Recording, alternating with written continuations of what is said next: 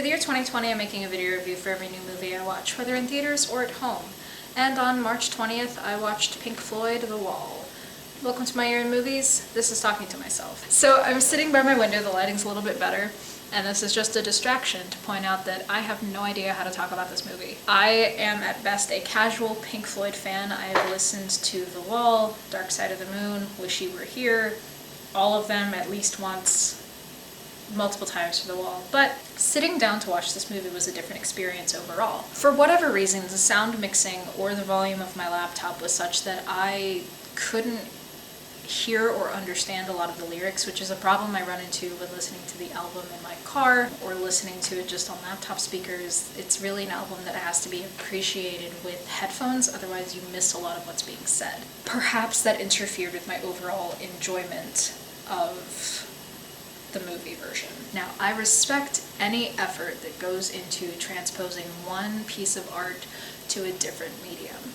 It takes a lot of focus to decide what really matters. It takes a lot of sacrifice to cut what isn't necessary or just won't work. The band seemed very involved in the process of making this, and I think I can definitively say that this was what the band wanted. That being said, it is so difficult to talk about this movie because there is simultaneously so much happening and so little happening. Like, sometimes what's on screen is very busy and I feel like I'm getting lost in what I'm viewing. Other times it's so pared down that I almost tune out. It was such a weird experience watching, of just kind of phasing in and out. It was a bizarre experience. The long and short of it is, this is a movie I probably should watch again, but I don't want to. As a whole, I think the movie is not as good as the album, which is weird given the whole movie is the album. But the way I connect with the album is more potent than it is with the movie. Because watching it, it's like I get it, everything I'm looking at has a meaning. I don't care to interpret it. And the imagery is really obvious. Probably. I'm sure it's more obvious if I grew up in England around the same time, but man, it's a lot. But it's also nothing at all. And that makes it all sound like I didn't like it. I think in the end I liked it, but it's not like a very close, like, oh gosh, I liked it. It's just kind of like, yes, I liked it. I appreciate what I saw. For starters, I have to give props to Bob Geldof, who plays Pink, because that's a very difficult role to play, I think, because he's alone for a lot of it. He's mostly under duress the entire film, and that seems like a very difficult thing to portray. The things that worked, I think, are a part of the songs that feel more like singles, because Another Brick in the Wall Part 2 is a segment that I will definitely remember for a long time. The imagery of a bunch of, 9 and 10-year-olds wearing faceless drone masks being marched down a conveyor belt only to fall into a meat grinder. That's memorable, that's evocative, and it was really cool in kind of a horrifying way. I think the sequence for Comfortably Numb was really good too, because that one, in contrast to some of the more high energy, bizarre sequences, this one had kind of a more understated, rolled back. We only cut back between Pink's past and his present, and the way he's treated by, his music managers, the people who make money from his art and his work, and being a child and caring for this rat that dies while he's sick. Yeah, I don't know. That's what I mean. Like, he has this rat, he's really proud of it. His mom hates it because it's a rat, so he takes it out to a barn. He covers it with his sweater. He goes home and has a fever, and when he's better, he goes to check on the rat and it's dead. That probably means something. I don't know what it is, but it's probably really obvious. I honestly, in the end, can't begrudge the movie too much because there are a ton of musical biopics that fall into a very stale formula. In the late 90s to really the late teens, musical biopics followed the same pattern. all the time. So much so that in 2005 they parodied all musical biopics with one of the best parody movies ever. And, you know, I like musical biopic movies. I've gotten into bands because of musical biopic movies. The whole reason I like Motley Crue is because I wanted to listen to their music before I watched The Dirt. With The Dirt, for example, it's about all 4 band members. You know, it focuses on Nikki Sixx, but we get glimpses of the other characters' stories and their histories and how that affects the course of the band. It's very straightforward. What you see is what you get.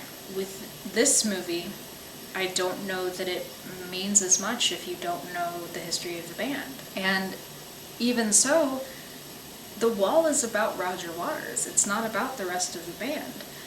That being said, there's some really eerie references to Syd Barrett, who left the band pretty early due to just some personal issues in his life. And that makes The Wall a very different affair overall. And what makes it more different even still is the fact that it's about a specific time in his life. It references, you know, his childhood and his young adulthood.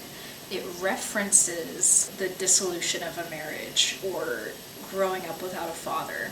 But we don't see that. It's not spelled out for us. It's alluded to, and it makes it much more effective. It makes what we see in the present much more effective because we begin to understand more and more why he is the way he is. We don't build up to that point. Which means to me that the Brian Wilson biopic, Love and Mercy, is much closer to The Wall than it is to the stereotypical music biopic formula. Because Love and Mercy is specifically about making pet sounds and meeting his second wife. It's those two interwoven to tell one story. And it's more straightforward. It's not as interpretive as Pink Floyd The Wall, but I think they have more in common than The Wall would have in common with, like, Ray or The Dirt or Bohemian Rhapsody. So in that regard, as a musical biopic that kind of messes with the formula, I appreciate that a lot more. And as far as I know, is this kind of the first movie to be about a music group? I'll Google that later, I guess. There are things going on in this movie that are really cool. There are really cool visuals. There are really cool editing tricks. There's some really dramatic moments. Maybe it'll connect with me the more into Pink Floyd I get, or if I watch it again with better headphones. The one thing I can say that I do think should receive universal claim is the artwork by Gerald Scarfe. The artwork is borderline grotesque, and I love it. It's dark and eerie and very kind of gothic almost. It adds to the atmosphere. The artwork that's done for, I believe, Goodbye Blue Sky. I think it's at the beginning of that song. The way it reveals this war-torn area is so effective. Face screaming out of the wall, that's also amazing. In some ways, the artwork reminds me of this, of Hieronymus Bosch, and like all of the paintings of like hell. And so I guess if you haven't seen any of the artwork for The Wall, I would compare it to Goya's like Kronos eating his son and the paintings of hell by Hieronymus Bosch. If you put those together, that's kind of the atmosphere that his artwork has. Another fun fact is Gerald Scarfe's art can be seen in Disney's Hercules. Scarfe did all of the concept art for Hercules, or he did some concept art anyway. And his influence is still seen in the final product, in the way that the characters' silhouettes are made, in their long, spindly fingers, and in just the general layout of the art. It's still his, and I think that's really cool. Ideal watching conditions for The Wall. I don't know. I watched it like super late on a Friday, and I think that's kind of an ideal viewing situation.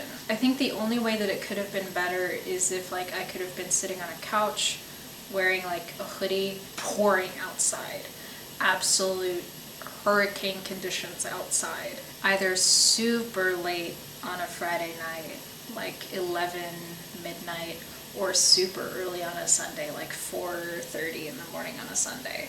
To me, there needs to be an altered state of consciousness to really connect with the movie, perhaps. It is The Wall. Did I like it? I don't know. I've asked myself that question several times, and I think I've asked myself that question in this review even. I don't remember anything that I've said in this review, quite frankly. I don't know. Is it confusing for you guys? Maybe it's confusing for me. I will say, the Nostalgia Critics review of the film tried way harder than it seems to think this movie tries. Like, they think this movie is trying super hard to be super pretentious and just super, emotional and deep, and the review's way more obnoxious. This, I see as a very earnest attempt to artistically reconcile one's history. It's an attempt to connect with an audience that an artist feels he has isolated himself from. And it's earnest and it pays off. It was pretty good. If you're hesitant to watch the movie, check out the album, see if you even like their music, because if you don't like their music, I can guarantee watching an hour and a half of it with confusing imagery, I don't think will turn you onto their music anymore. But maybe you'll like the movie if you don't like their music. I don't know, there's some interesting things happening here. Sure. I've talked for 15 minutes, and I have no idea what I've said. I'm so sorry. I blame myself. This one was difficult to review. We'll be back next time with a movie that makes a little more sense. This has been My Year in Movies. Thank you for watching.